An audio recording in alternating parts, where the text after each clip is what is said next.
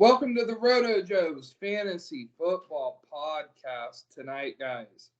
We have all types of stuff. Because we're going to Vegas this weekend and because there's going to be no show this weekend, we're going to touch on Thursday night football. We're going to pretty much touch on every game real fast, fantasy implications, betting lines, all that good stuff. Going to actually use this episode to build a crazy 10-leg parlay for Sunday at the sports book. So I have something to root for. Jaeger shots on me when I win. All right. Hot seat or cold seat? So are these guys on the hot seat? Is it maybe not their fault? Russell Wilson. I think he's on the hot. I mean, for me, he should be on the hot seat. But here's the thing. They paid him too much damn money. So he's there, whether they want him to be or not at this point. So realistically, I'm going to say cold seat, but it should be hot. Yeah, it's bad in Denver right now. I think a lot of it has to do with Hackett. I don't think it's all Russell Wilson. But Russell Wilson is having by far his worst year. I mean, it's only been 7 games, but by far the worst start to a year in his career, at least for a long time. Lowest fantasy points per game, which isn't indicative of a lot, but it does at least give you some barometer of statistical numbers. Lowest completion percentage, second lowest yards per attempt in career. Broncos are only 2-5, and it's really only because the defense is better than we expected. Russell is on the cold seat, but I think he's getting a lot of public pressure. And I think the type of person he is starting to come out, and it's not good for the brand. No, he's a fucking weirdo. He's actually one of the cringiest players that I have ever – and I didn't even think twice about it till I saw someone post something on Twitter about it, that weird little sandwich commercial he did. That was creepy. Yeah, he – and here's the thing is I think we got to understand maybe Pete Carroll was a little bit more instrumental to his success than people want to admit, because Geno Smith's out there fucking dealing. Geno Smith, the guy who couldn't – I mean, he had like a 1-year shot on the Jets and just kind of tumbled around rosters for the last, 8 years? And all of a sudden he's a really decent candidate for most improved player. And I don't think it's a coincidence. So piggybacking off of a quarterback in his twilight years, we have a young quarterback in New England, Mac Jones. I have his seat very hot. Bill claimed that they knew going into the game both quarterbacks would see time, but getting benched after an interception feels like a benching. Zap, as a New England fan, here's my thing is I'd rather start Zappy. I don't think Mac's the guy. He might be serviceable, but he's not mobile. He doesn't have a crazy strong arm. He's good at processing. He'd be good in like a 49ers offense. But ultimately, his highest end has the same issues that a Jimmy Garoppolo, Kirk Cousins, even a Matt Ryan had at their peaks. So let Zappy start if you have something great. If you don't, you can move off of him much easier than you can a first-round pick, and you don't have to pay him as much. I'm ready for Mac to be done. He has 6 interceptions on the year. Zappy has 5 passing touchdowns on the year in just as many games. I'm done with Mac. I think his seat is very hot. I think Bill's kind of fed up. Yeah, I mean, I'm going to agree with hot seat on that one. I feel like Bill, probably at his age and given that he had Tom Brady for 20 years, I'm just going to assume anybody that plays quarterback is going to be on somewhat of a hot seat. Bill's in his 70s, isn't he? I mean, he's probably not got a lot of patience for bullshit. And, I just think, I think Zap – is it Zap or Zappy? Oh, I think it's Zap. Zap. I think I don't think he's the answer either, but he's a better option at this moment. Because there was a definite spark in the offense once he came in. I could definitely see that. Mac Jones, I never really understood it. I mean, I think they'd be in a much better spot if they had like Justin Fields or fuck, really. There's quite a few options where they'd be in a better place. Jameis Yeah, Winston. I'm not. Yeah, that was almost a thing. I'm just not a huge Mac Jones fan. I thought he had a good rookie year, but I think he's almost declined from that, and that doesn't work in New England. Take away his deep ball and pressure him. Well, not even take away his deep ball. Take away his first read. Make him go through progressions. It's not really a deep ball, but just limit his reads. All right. Going from the New England quarterback to the old legend, Tom Brady. Hot seat, cold seat. He's never gonna sit on a hot seat. That's the thing. Anybody else in the league that is playing like he is right now would most definitely be on a hot seat. But it's Tom Brady. He's never gonna. I mean, my thing with Tom Brady is I'm not certain he doesn't mysteriously disappear mid-season. That's kind of my thought at the moment. I'm wondering if all of a sudden he's going to be like, you know what, fuck this. They're having a real bad time down there. Shit ain't working right. Mike Evans is dropping wide open touchdowns. Yeah, shit's bad. But no, he's not on a hot seat. I think they'd take him 3 more years if he wanted to, which is the wrong move, but I can't believe I'm saying it. I do think he's on the hot seat. Now, he's on the hottest seat that Tom Brady could be on. Right? Right. But Okay. this is his, again, fantasy points per game, not a barometer of actual skill, but a good way to stack up statistics and measure them and at least see, like, counting stats wise what the guy's doing. Brady is at his lowest fantasy points per game right now since 2003. That year, he threw 3,620 yards on 527 attempts. It's his lowest yards per attempt since 2002. That tells me either receivers aren't getting open deep, which maybe is part of it, but maybe the arm strength's just a little less than it was before. He never had the strongest arm, but it was just enough always. It was sneaky. It would sneak up on you how strong his arm is. So if that's even a hair less than it was 3 years ago, 2 years ago, that's an issue. I don't think he's a guy that I'm starting in a 1 quarterback league until otherwise proven. The defense has issues. The line has issues. I think the Saints are a sneaky team to win the NFC South, just based on how this is going. Saints and the Falcons are kind of where I'm going. Falcons are fucking around and looking all right. Yeah, dude, for me, I don't think he's playable. He's a bye week fill-in guy.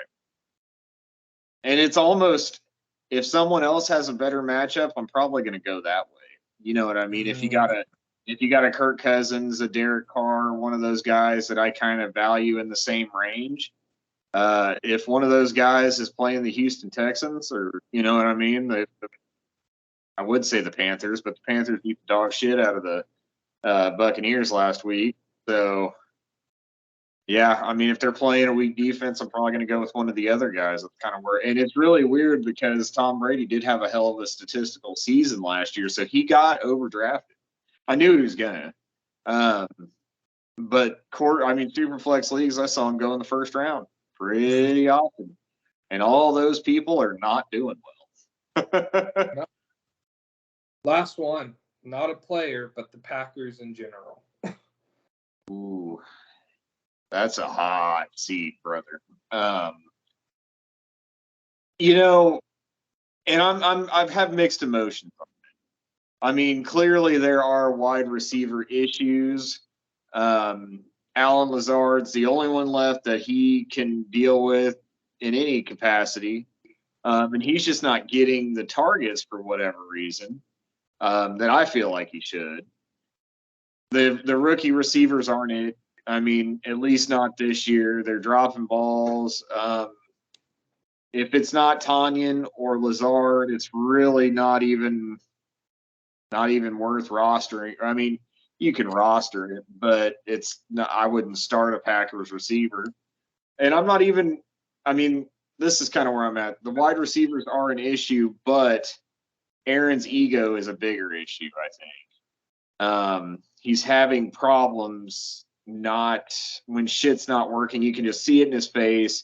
He's the kind of guy that will go completely limp in a game if it's like at this point in his career. I've seen him. He just kind of gets pissed and just kind of shuts down and just goes through the motions. He's not really putting forth that effort that I think he usually does, at least from what I can see.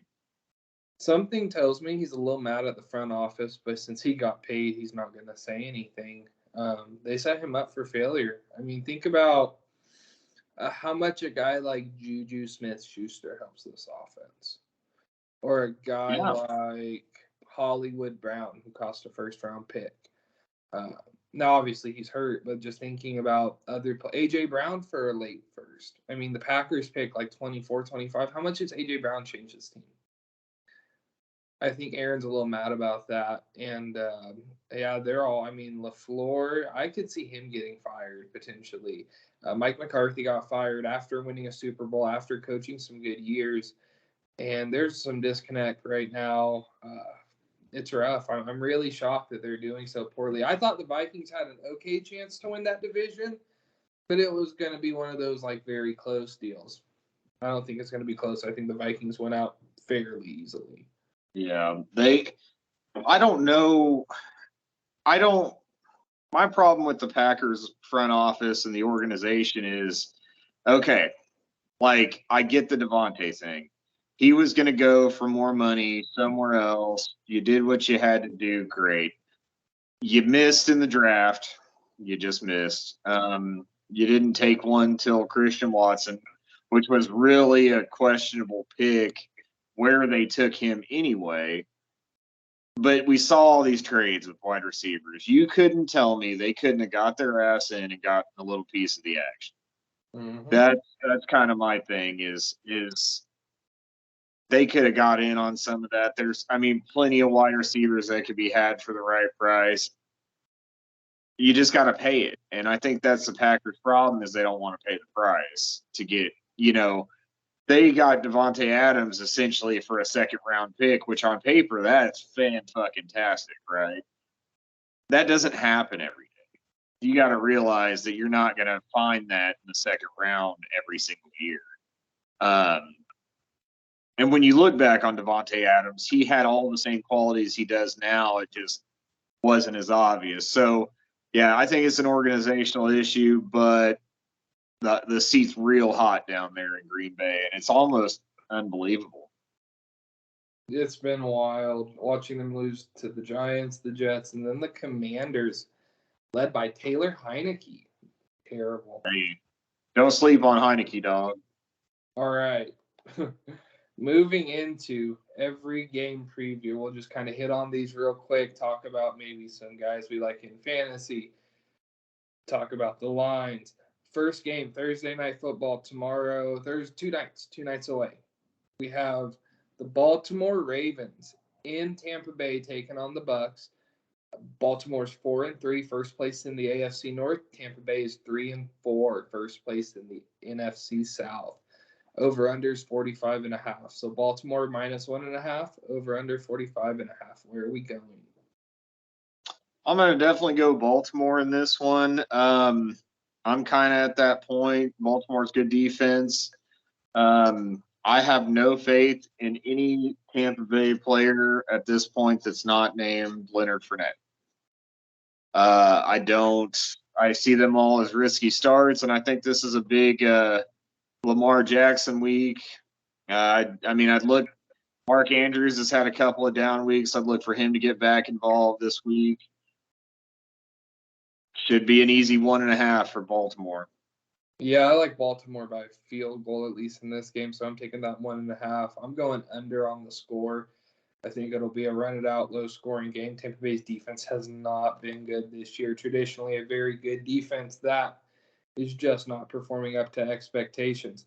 I like Gus Edwards a lot in this game, and it sounds kind of contradictory when you think about Tampa Bay and how they traditionally have this great run defense. It's not like that as much anymore. The pass defense is better than the run D. So I like Gus Edwards a lot. He saw, I want to say, 16 carries, 2 touchdowns, 60, 70 yards. Played well. But I like Baltimore in this game. I just have no faith in Brady. And Baltimore showed a good adjustment when they played Joe Burrow and went all zone instead of going man like they had been. They're not a great unit, but they're variable, and I think Brady will struggle with that at this stage in his career. All right, London 8 a.m. game. I have Denver in Jacksonville. Guess who might be waking up in Vegas to watch this one? This guy. So Jacksonville is favored by 2.5 points. Over-under is 39.5. Russell Wilson is questionable right now. There's no word one way or another. So I definitely like the Jaguars in this one, with or without Russell Wilson. They pull it out. They've shown flashes of being a really good team, and I think they're one good game away from putting it together and being an actual team that's competitive in football games, which is weird for the Jaguars. Big news this week, James Robinson traded to the Jets. I think this matters more for Travis Etienne than it does for Michael Carter, just because of the fact that there will be it's Etienne's show. So I like a good performance out of Etienne this week. It's an easy one against Denver. They really showed their commitment to Etienne and what they're looking for going forward. And I just don't think James Robinson was right. I mean, he had a couple of good games against easy teams, but he's really stalled out in the last few weeks and kind of made that decision easy for him. So Jacksonville minus 2.5, over under 39. I'm going to probably go over. That's real low. And I think even a shitty Denver team can muster up fucking 10 points. And yeah, that's kind of the way I see that. I like Jacksonville minus 2.5. I'm going under here. Denver is the lowest scoring offense in the league. Jacksonville is figuring it out, but they're not going to be hanging 40 on anyone. They just don't have the weapons right now. Mm-hmm. I could see this being a 24-10 game. 21-10. Not very many touchdowns. 21-10. Okay. That sounds reasonable to me on this. So that's where I'm going with that, especially with Russ being questionable. He hasn't played good. Now he's missing practice. What if we get the inverse of Russ, though? What if instead of being an MVP candidate for 8 weeks and then falling off, we start out with him sucking, and then he becomes like mega Russ at the end of the year? He's waiting to be dangerous. He played like a fucking free agent for 8 weeks and then goes out there. And I mean, that maybe he's trying a different approach this year, but he should probably say something, because Broncos fans everywhere, they're not doing okay. No, they hate him. All right. Carolina at Atlanta. Atlanta is minus 4.5 in this game. Over under 42 points. I'm going to go definitely under on the score. Definitely going to take the Atlanta spread on that one. They had a good story last week. They did. They beat the Buccaneers. It didn't even look very competitive on the Buccaneers side of it. I'm happy for the Panthers. They pretty much said, we're going to roll with P.J. Walker, which I don't think any of the 3 quarterbacks, one's a whole hell of a lot better than the other. I just think they really don't like Baker, and I don't think Sam Darnold has a lot to offer, even if he is healthy. So my thought is I think you roll P.J. Walker the rest of the year and just kind of see what happens. But this ain't it. I don't think this is the week for them. Carolina or Atlanta does have one of the worst passing defenses. So you would hope a guy like DJ Moore could have some life. He had a decent week last week. It was nice to see. I don't trust in that. In my mind, it's kind of a boom game. I'm not going to expect that out of him on a weekly basis until I'm proven otherwise. Deontay Foreman had a big week. That's another one I don't really trust week to week. It was nice to see it. I was always the Foreman fan when he got drafted in Houston a few years ago, and just never really stuck there. When some other places, he's always had potential. It's just getting in the right spot. But that backfield's a little too split. I think, you could probably have your Hubbard weeks. You could have your Foreman weeks. I don't think there's going to be any type of consistency there post Christian McCaffrey era. I just don't necessarily like any player in this game enough to really write home about. Yeah, I agree. I'd kind of stay away from this altogether. I have Atlanta minus 4.5, probably touchdown favorites, especially with Carolina having probably a little bit too much energy coming out of that Tampa Bay game. Going under 42 as well. Carolina's bad. Atlanta's better than we give them credit for. Is their coach? I can't blank on his name right now. Arthur Smith.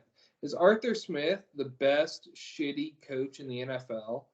They perform well, but he does not utilize Pitts or London.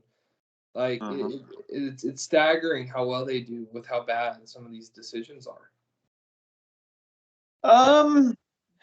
Yeah, I mean, I think he's underrated for sure. He's a guy coming into the season, given how last year went and how they didn't really make a whole hell of a lot of changes. I didn't expect him to even really last into the season. Preseason, I had to put him on a real hot seat in my mind. But I think he's kind of changed that. I think he does have value as a coach. He has a good offensive mind. Really weird, though. I mean, it is really odd that you have a generational talent at tight end that you don't really use. You have, in my opinion, turning out to be kind of a stud wide receiver that you got really early in the draft again, that you don't really use. It's just it's a real weird bag of tricks with him that I don't understand, but clearly it's somewhat working. Whatever he's doing. Yeah, it's weird. I don't really I don't understand it, but I don't get the Pitts and London usage, I guess. That's the thing that I don't understand. Like you said, Pitts is a generational talent. You have a 6'6" guy that runs like a 4.4, and you're just going to have him not eat up any targets. I saw a stat today. He has as many touchdowns as he does games over 3 points this year in standard. One. Yeah, it's bad, man. And a lot of people, I think his ADP was somewhere in the third round. I was big on it this year. I didn't. Someone always outdrafted me pretty much every league I was in. I knew I wasn't going in the third round for Pitts. I thought the upside was there, but I'm pretty firm on the train. Like if you don't get Kelsey or Andrews, you can wait a little bit. But definitely love Pitts going into the year. Still love Pitts as a player. I have him in Dynasty, and it would take the jaws of life to pry him away from my team, even though some of the offers that have came my way, I probably should have. You know what I mean? Talent or production versus what I was offered in some cases, I probably should have taken it. But if in a year he's having the same issues, is it time to sell? Or do you just hold out infinitely? I think for me, I'd probably hold out infinitely just because of how weak the position group always seems to be. Right now, he's the tight end 22. Read that stat today. He's like 2 boom games for the rest of the year, and he'll probably catapult himself up into tight end 8 and 8 and better, and that's just how it is. Yeah, I'm probably going to hold indefinitely unless someone comes over with just a stupid offer. But really, I said I think that's the correct move. Right. I have no reason to not think that they are going to do better than Marcus Mariota at some point. The guy's 22 also, so it's real hard to give up at 22. Yeah, he's got a lot of football left, and I can see nothing but better things coming. So I'm going to hold. But in redraft, I think he might be droppable. He is droppable, and if you can trade him for anything of value, you do it. Someone just still thinks he's going to break out or something. What would really suck is if you did that and then he did break out. Well, I would buy just because the very off chance that it happens. I have Irv Smith in a league where I would definitely rather have Irv Smith than Kyle Pitts, pretty much week in and week out at this point. Yeah, I'm with you there. All right, next game. I have the Commanders going into Indianapolis with Sam Ehlinger at quarterback. Indianapolis favored -3 in the game of the backups. Over under 40.5 points. Where are we at? Man, I'm gonna have to definitely go with the Commanders winning this game. Sam Ehlinger, he's a Longhorns legend, but I just don't think he's going to be the answer that they need to spark this team. That factored into me moving Jonathan Taylor today is I just have a real concern at this point that they're ever going to see a positive game.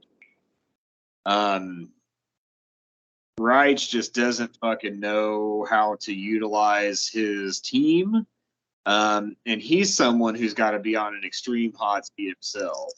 I mean, that's got to be something around the league, too, that he's on a fucking hot seat. There's no way he's not. I mean,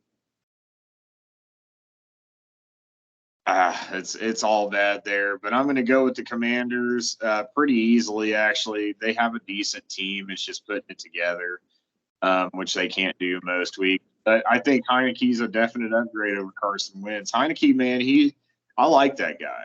He plays with some grit. Every time he gets on the field, he's the type of guy that plays to show you why he should still be there. I think you take Taylor Heineke, put him on the fucking Patriots, they're probably a playoff team. Hot take. He's better than Cooper Rush. Yeah, I'll have Washington +3 as well. I'd probably take the Washington money line.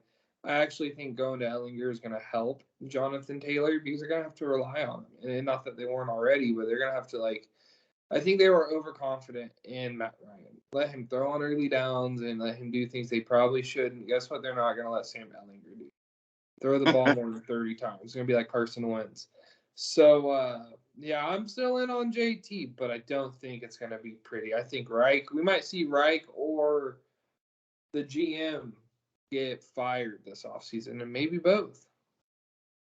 I'm going to clarify something. I'm not out on JT. I have just moved all my shares at this point for other reasons. Like, the other reasons are my teams fucking suck, and I had to get myself out of that. Yeah, that's I can understand that. All right. So, next game, Chicago at Dallas.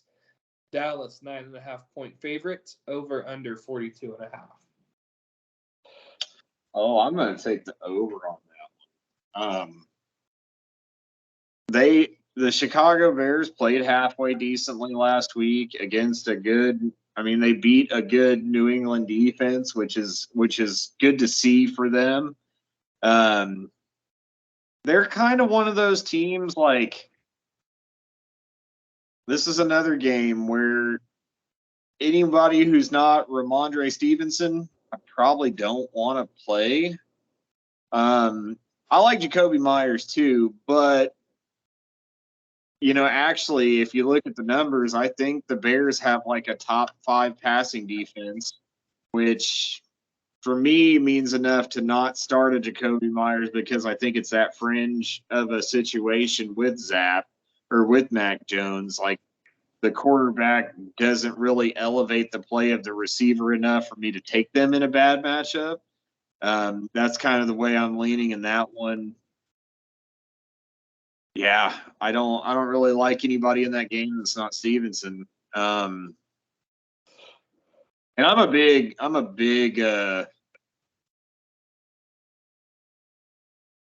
we're talking about the Bears right Yes. now. Okay, sorry, I was talking about the game from the week earlier. But yeah, I don't like any Bears player this week especially. Yeah, I have Dallas -9.5. That defense is good against bad quarterbacks. And They Justin are. Field and New England is well coached and our scheme is good, but it's not the Dallas talent level. Micah Parsons is nasty.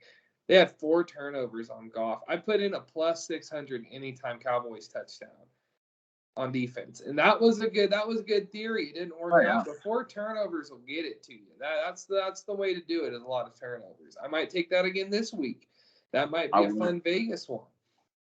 Under 42.5. I don't think Dak is fully back yet. Give it a couple weeks, but overall, I think Dallas is going to really wipe the floor with Chicago. Next game, Miami at Detroit. Miami's -3.5. Over unders 51.5. I'm going to go Miami -3.5 Hill. Here.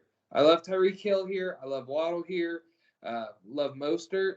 Hell, Chase Edmonds might get like a little bit of usage. So if you're really needy, this would be the time to play him. I don't like him, but you could, and it hurts my heart. I love Chase Edmonds.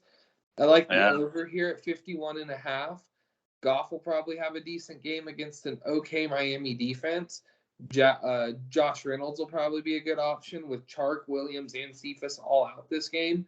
But look for a lot of points. Look for Tua to maybe get back on track this week. Like both the Miami receivers, think it'll be a good game for Miami. Yeah, absolutely. I see this being a high scoring game as well. And it's really just I think Miami's going to beat the living shit out of Detroit, but that Goff garbage time, baby. I mean, that is it. Goff garbage time. And I think they do play with we can play with anybody's spirit. So even if they get down 48 points, they're going to go out there and try to play. And that's just being better coached than your team actually is. But yeah, I'd take the over. I'd take the spread on Miami. I knew Tua wasn't really quite right last week, but it's good that he didn't get another fucking concussion. Yeah, any day that he doesn't get a concussion is a good day. Anymore, but yeah, I'd look for him to get right. Absolutely, Waddle, Tyreek, probably big games incoming for those guys. They've just got the makings of a very dynamic offense. They have all the pieces that they need. I think what they're lacking is probably just one real nasty bruiser back. Yep. And I think if they had that, they might be unstoppable. I mean, I think those 3rd and shorts probably are the way to stop them right now. Yeah, they'll get that figured out. I like Mike McDaniel. His offense has been good. I think that's going to be a really good offense here in 2 years. All right, next game, Tennessee -2.5 coming into Houston. Over under 40.5. Tannehill's questionable. Kyle Phillips, Treylon Burks are out. How are we feeling about this one? Well, I mean, the Titans are going to win. I don't know how else to say it. it's going to be so. Derrick Henry, I know we talk about this a lot. He's actually part owner of the Houston Texans. So 250, 2 to 3 touchdowns. Might inflict a mercy rule. I don't know, but I'd take whatever the spread is. Over under, I'm going to have to go under. We're just not playing very well, and they don't really have the offensive piece to really. Anybody who's not Derrick Henry probably won't score. That's kind of the way I see that for Tennessee. Malik Willis might anytime touchdown. I kind of like that line. If that's out there, I'd probably take that. I'm laughing. I will give free money advice here. Henry anytime touchdown. Henry over rushing yards. And then Henry as the week 8 leader in rushing yards, because there's a bet you can do on that. And here's why. Henry was out last year when they played Houston. He got none of Houston. So go back 2 years, 2020. Derrick Henry put up 264 yards on 22 touches, week 6. And then week 17, he put up 250 on 34 touches. He torches you guys. He kills you guys. There's just nothing you can do. Derrick Henry just owns you guys. Him and Jonathan Taylor beating up on that run defense year after year after year after year is kind of funny. Yeah, you would think if we were in the division with 2 of the best running backs in the league, we would make some kind of investment on a defensive line. Last 3 games that Derrick Henry has played Houston, he's top 200 total scrimmage yards. I'm aware. I'm great. So it's all right. When we get off the phone, I'm going to place that real fast. All right. Arizona at Minnesota. Minnesota's -3.5. Over-under's 48.5. I think we could go over on that. I'm going to go with the spread on Minnesota. I really like what Minnesota's doing this year. They're making huge strides as a team. Justin Jefferson's he's it. Still a big fan there. Adam Thielen's more involved than I would have expected. To be honest with you, he's touchdown dependent, but he's still productive. Even at his age. Irv Smith, he's a good streamer if you got a guy on by. He at least gets looks, gets targets, very pass-happy offense, but Dalvin Cook's still involved. A lot of good things going on for offensive players. I don't dislike starting really any of those people I just talked about. Kirk Cousins is the one.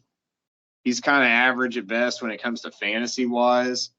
But, yeah, Cardinals are imploding. Every time they lose, I keep wondering how many more losses are they going to take before Cliff gets fired. And this one, in my mind, if I was an owner, this would be an understandable loss given the roster, given how they've lost to definitely worse teams. But, yeah, the Seahawks. But I just don't know. I mean, they've got a lot to figure out on that team. And I just don't think they can pull it off. I agree. Very low on the Cardinals, very low on Cliff Kingsbury. He's maybe a good NCAA offensive coordinator, but he's not a good head coach. Minnesota -3.5 is easy. I have him as touchdown favorites. Look for a big Dalvin Cook, Justin Jefferson game. I like DeAndre Hopkins too, and a good game script. I think 48.5 as well. I'll definitely go the over. They don't have a whole hell of a lot of problem scoring. It's just like stopping the other team from scoring a lot. And yeah, but here's my thing. Do we need to stop taking coaches straight from college to NFL head coach? Yes, 100%. I mean, I can't think of one off the top of my head that had immediate success going from college head coach directly to NFL head coach. Not even the GOAT himself, Nick Saban, could do it. So, I think we Nick got to stop Saban was that. a quarterback away in the league, though. That would be the only difference. He was actually all right. He wasn't like Pete Carroll before Russell Wilson.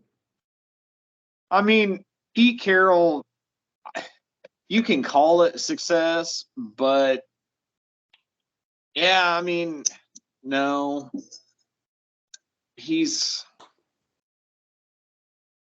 not. He might be one of those on the fence type of guys, but there's just no one that comes in from a college head coach to an NFL head coach and just blows everybody's minds. Yeah, he has a .591 winning percentage in the regular season, Carroll. A .52 postseason win percentage. He's good, but I think a lot of it has to do with Russell That Wilson. defense. Really good defense, yeah. All right, next game. Las Vegas at New Orleans. Las Vegas is -1.5 favorites here. Over under is 49.5. Oh, I'd probably stay away from that line because I could, or the over under, because I could really see it going either way. I think I'd take Las Vegas just for the sake of they've got more playmakers on offense, but I could really see that one going either way. So is Jameis out for the year or just out right now? I think he's back this week, maybe. Okay, Jameis Winston back this week. Is Michael Thomas ever going to be back? The world may never know. At this point, I feel like he's had enough time to have that toe surgically removed and put back on. He's one of those fringe guys that's kind of out this week, out the next week. But, truth be told, Chris Olave's it. Chris Olave. Yeah, he's a good start every week. Alvin Kamara, I think he's a good start every week just because of the pass work he gets. Even if they're in a negative game script, he's kind of a good play any week. Not really sure about Jameis. I like Jameis still. I think the back was I do. I love watching his fucking interviews. I mean, he's like Barack Obama. It's hilarious.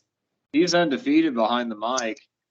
I think it's just I don't think he's trying to be funny. I just think he's a weird guy.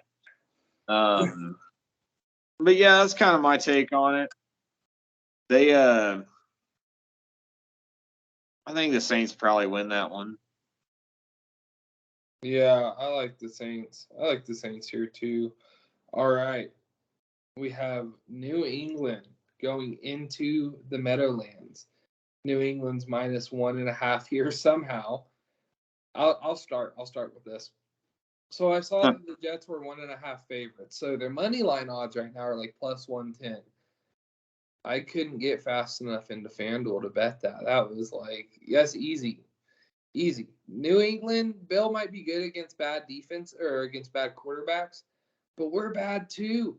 We're really bad. So I just have no faith. I have no faith in New England.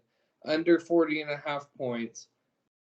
It sucks. This is what we get for being so good for so long. Yeah, I mean, you gotta take your down here. I definitely like that line for the Jets. Hats off to Soleil. He's out there doing the damn thing, and it really did for a minute seem like he was going to be another Jets casualty. One of those in and out year, 2 years. They go get a new quarterback. They go get a new GM. They go get a new head coach. Like, wash, rinse, repeat. They do that shit they've done it for as long as I've watched the NFL. Just over and over and over and over again. But maybe not as much Zach Wilson, but I do think Soleil is here to stay. They're really building something great. I said it on the last podcast. I think they will be a really good team here in a few years. But they're out there surprising people right now. I don't think at the end of the day they'll make it to the playoffs, but They are competitive. They are doing well. I think Zach Wilson probably isn't the answer, but maybe they have such a good team built around him. He'll get by. That's kind of the way I see that going. Like he's like a Baker Mayfield. That as long as the team around him's okay, he could still win games, but he's personally not really that good. Yep. Yeah, I'm not a big fan. It's bad that Flacco comes in and always looks better. All right. Yeah. Oh, yeah. Next game, Pittsburgh at the Eagles. The Eagles are minus 10.5 here. Over under is 43.5. You said 10.5? 40. Yeah, 10.5. Fuck, that's a lot for an NFL game. That's a big spread. Just in case of a miracle, I would not probably want to bet that spread. I would absolutely take the money line for the Eagles, but that spread's pretty big. The spread on Tampa Bay beating Carolina last week was like 13.5. at least at 10.5. Yeah. Big spreads. I like to stay away from massive spreads like that just because of all the things that could happen in a game. I think Philly's going to beat the dog shit out of them, though. Yep. I think that goes without saying. Najee Harris is not someone you'd probably, if you can avoid starting Najee this week, I probably would. Just because that game script's going to go south so fucking fast. I mean, those corners in Philly, they're nasty. If there's a Kenny Pickett interception line, take the over because it's going to happen. He is not – God damn it. He is not as accurate as they'd hoped right out of the gate. I mean, I know he's a rookie, but Philly has excellent secondary, and I think they're going to expose him and expose him often. So 2-3 picks. This might be a massacre. Philly, anytime defensive touchdown, I'm gonna hit that. I'd take it. Yep, I'd hit that. All right. Yeah, I'll take Philly minus 10.5. I think they're gonna beat the shit out of the Steelers. Under 43.5 points, the Steelers won't be able to keep up. All right, next game, an NFC West matchup. I have San Francisco at the Rams. San Francisco is minus 1.5. Over under 42.5 points. I'm gonna go over. A bold move, I know. And I'm gonna go with the Rams taking the W. I think the Rams have a get-right game. I think San Francisco's still a little shook by the Kansas City outcome. I think it'll be a high-scoring game. I think Christian McCaffrey gets more involved. I think they have all the pieces in San Francisco to have a very unique offense. They got a lot of weird shit they can do. I mean, I bet you Kyle Shanahan is just sitting in his house once they got McCaffrey, and he's like, oh, fuck, I can do all this shit now. So I got a running back who can play receiver. I got a receiver who can play running back. He's probably just, thinking of smoke screens all day that he could do. So he's the kind of guy that'll really put that to use, even with Jimmy Garoppolo at quarterback. But I hope the Rams come back hard. I think they're gonna figure out some things at least offensively for a high-scoring game. Maybe they'll throw the ball to that Allen Robinson guy. I'm starting him. Here's my thesis. To go into the bye, Allen Robinson has breakfast every morning with Stafford, and then we get a Cooper Kupp like into the year. Hey, here's the real deal with Allen Robinson. The guy has a lot of red zone targets, and he's seen 6 targets the last 5 games. If Stafford gets better, he's gonna be a wide receiver 3. I don't think he's a wide receiver 2 anymore, but he'll be like a wide receiver 30 to 33, and he'll score touchdowns. So he'll be a touchdown dependent guy. But I'm okay with him on the rest of the year. Now in Dynasty, if I can move him for something decent, I'm doing it in a heartbeat. I'm not even thinking about it. I'm going under 42.5 here, and I like San Francisco. I think that CMC makes a big difference in the offense. I think Jimmy's going to check down to him often. I'm really out on the Rams this year. I don't like the energy around the team. And I curved. I have like 0 Rams shares. And I kind of got that feeling last year that the moment we were in, I'm like, this is as good as it's going to get. I definitely didn't see them taking a step forward. So they were not a heavily targeted team for me as far as fantasy goes, and I'm really glad because there's the weird I guess I do have Darrell Henderson in one league. But there's this weird like Cam Akers thing going on. They're trying to trade him. They're not going to get anything for him, so I don't even know why they're attempting to do that at this point. Because you saw that one where basically they offered the same thing for Christian McCaffrey.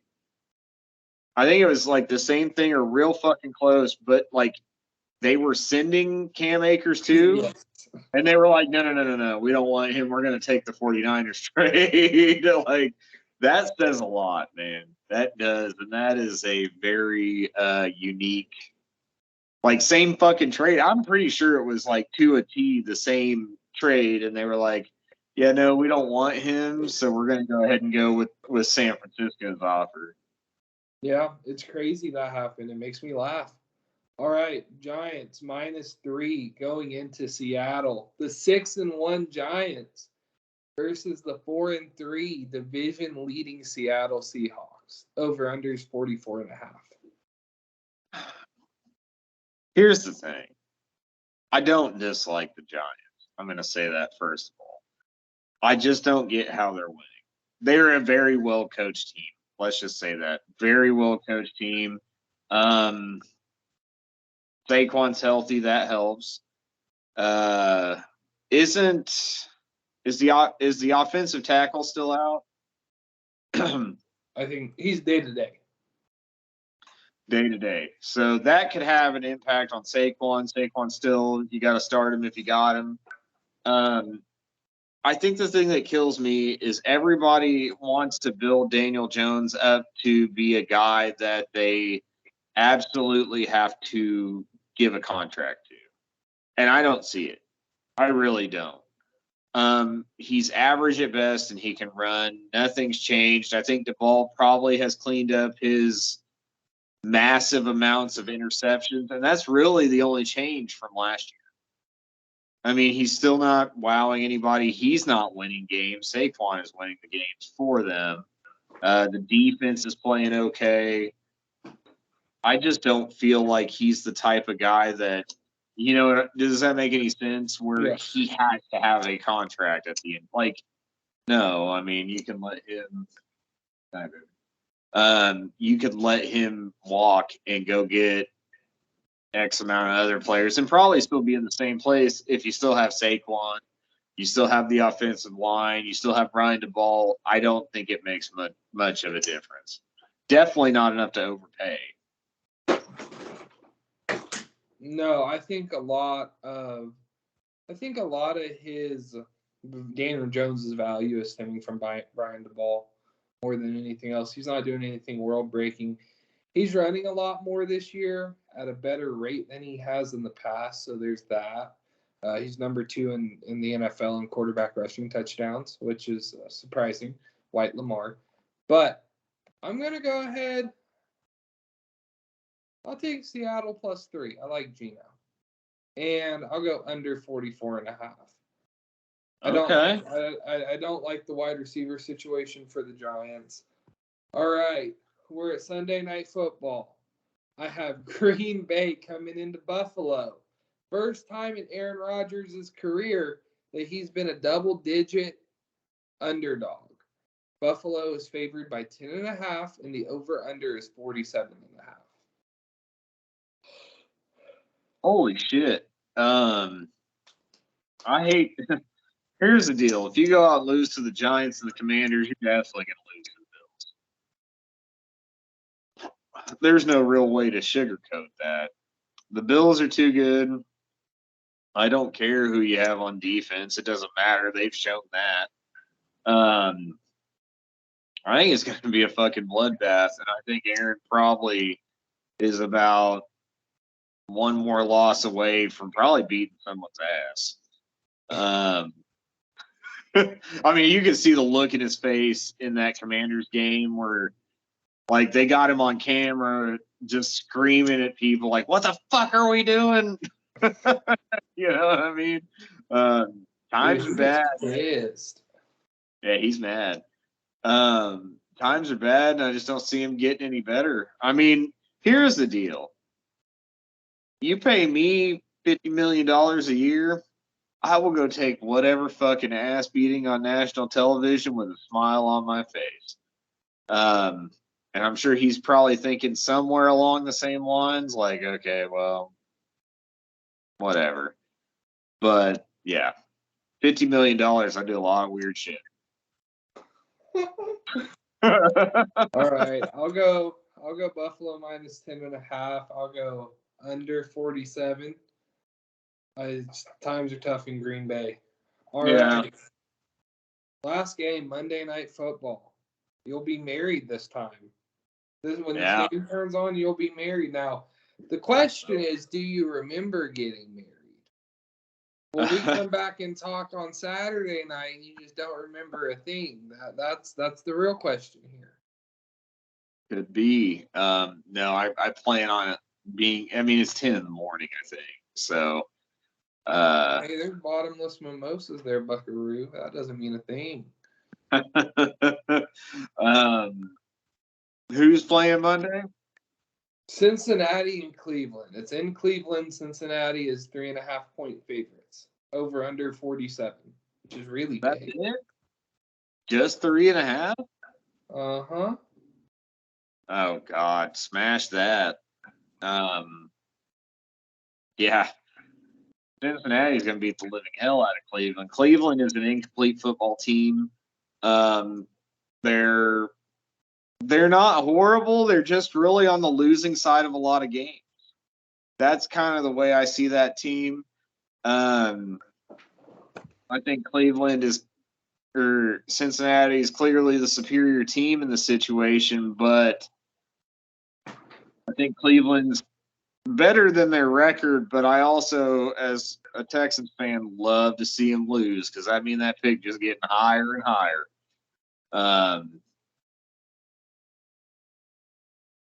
Right now, that pick's top 5. Yeah. I have Cincinnati minus 3.5 as a smash play. Under 47 as a smash play. We're about to be out of here. I have my Vegas hat on. I'm ready to party. I don't know if you're ready to party, but we'll be there this weekend. I'm going to print When we were young. I will be at When We Were Young on Saturday, and I cannot fucking wait. We potentially might be coming too. We're trying to find good tickets, but all right, guys. We'll see you later, 2 weeks from now. Have a good Sunday.